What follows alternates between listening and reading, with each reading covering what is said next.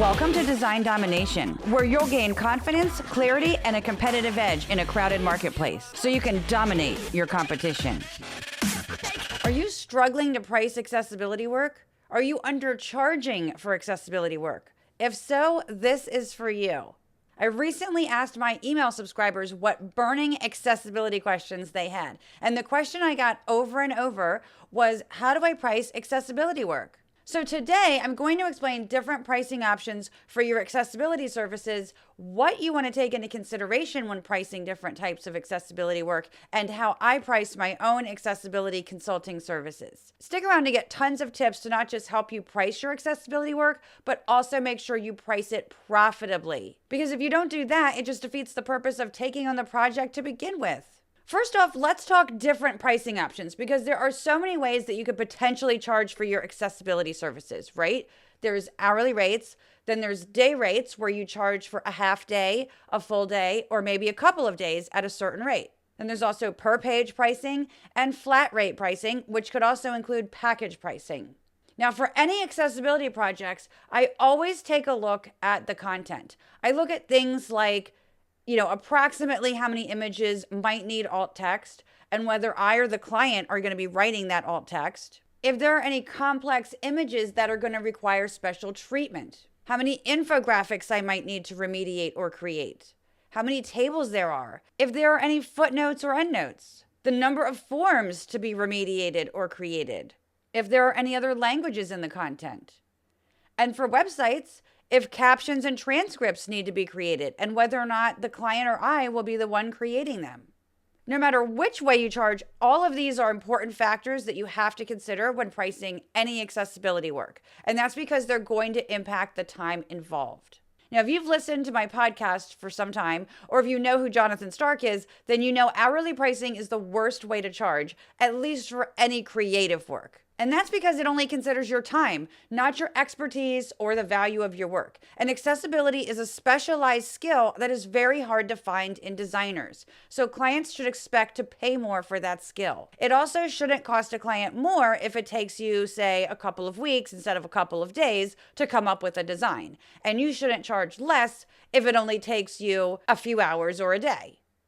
So if I'm doing any accessible design work, such as a report design, website design, or an accessible infographic, then I would charge a flat rate for that. Both of these situations are going to require other work, such as laying out the report if it's a document, right? Or creating pages and adding content if it's a website. And I would charge differently and additionally for that type of work. So I would say, okay, the design portion is this much. How many pages am I going to be dealing with?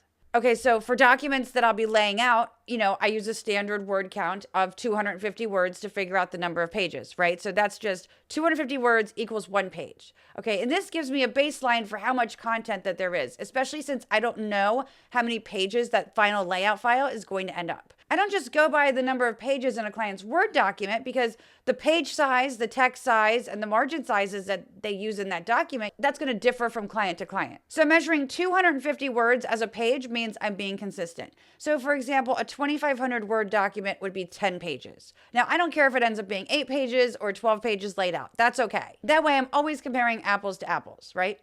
So then I would figure out a per page rate and I would add that to the design portion. And by the way, I'm still presenting this as a flat rate to clients. This is just the formula that I use, behind the scenes to figure out what I'm going to charge for the project. Now, if I'm remediating an existing document or website, then I will take all of those things that I mentioned earlier into consideration still. But I will also take into account the state of the current document or website and how much time I think it's going to take to remediate what's there. Now, I might calculate a day rate, a per page rate, or an hourly rate, but still present it as a flat rate and as a range, right? So it might be, I estimate this to be, $2,000 to $2,500. I would not tell a client that it would be this much per page. And by the way, I don't love this type of pricing for remediation work, whether it's a document or a website, because not all pages are equal. One page could be mostly text, and another page could have lots of text and a complex table, and yet another page could have text and a lot of images. Or videos or something. One page might take you 2 minutes. Another might take you 15 minutes, and another one might take you half an hour, right? Or even longer.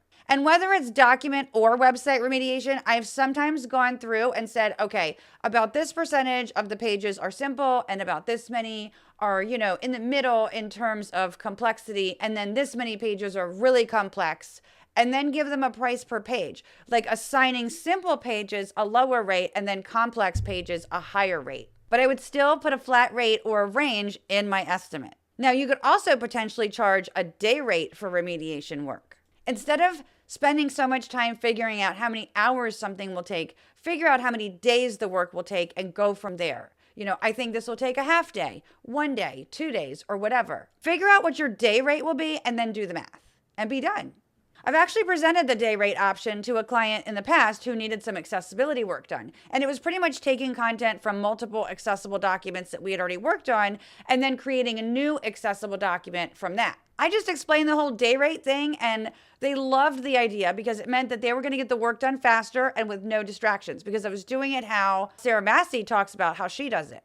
Because in this case, they would be available in case I had any questions, and I'm sure you can understand that it can be so hard to get back into a project after sending approve and then waiting on a client to get back to you or waiting for them to send you content. Then you're like, where was I in this project, right? It's a huge time suck. So again, I talked to the queen of day rates, Sarah Massey, on the podcast, and she gave so much great information about day rates, so you definitely want to check that out. Now, for website accessibility audits, I've charged, and I've talked to colleagues who charge this way too. I've charged a flat rate for auditing the homepage, and that's because it's usually one of the most complex pages on a site, and auditing that, also covers the header and footer, right? And then I've charged a per page rate for other pages on the site.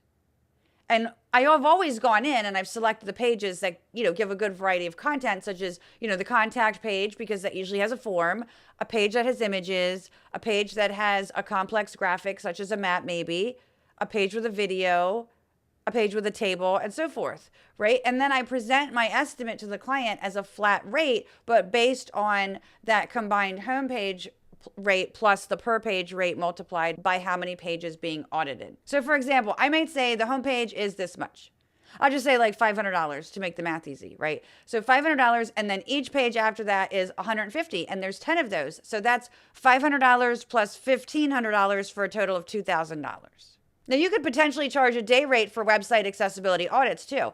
Figure out how many days you think it will take you times whatever your day rate is. For accessible website maintenance, if you provide ongoing accessibility support, I've charged package pricing in the past for this, a monthly fee. But it's key to clearly define the scope, because you don't want this to be a free-for-all, so you'll get this for X price and anything else will be additional at such and such rate, right? And that could be an hourly rate maybe. But the scope could be a set list of tasks, or it could be a certain amount of time that you were going to provide for support every month. If you're not charging monthly, like as part of a plan, and you're doing the work on an as-needed basis instead, then you could charge a day rate for that work. So one time that work might be half a day. Then maybe another time it will take a full day.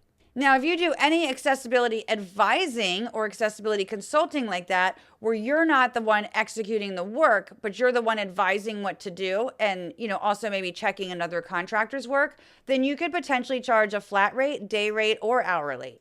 If you decide on hourly, however, I suggest charging a higher hourly rate than if you were the one doing the work. And that's because it's higher level, meaning there's increased value to that.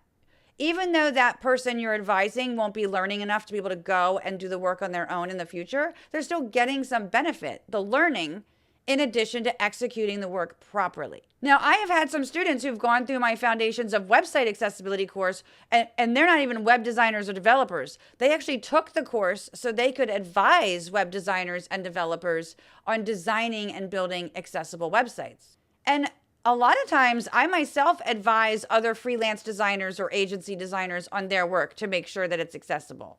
So those are a few examples of accessibility advising. Charge accordingly. Now, how much you should charge for accessibility work depends on several factors. Okay, your skill level and experience, the level of WCAG conformance.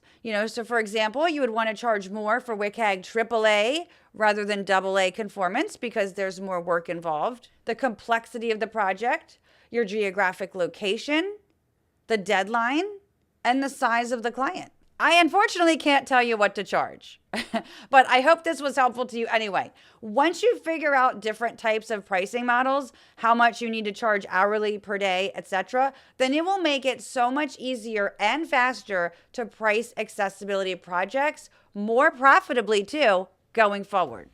If you want to stand out from other designers, increase the value of your work, and charge more, check out my accessibility courses for graphic designers, web designers, and developers. Go to creative-boost.com/courses.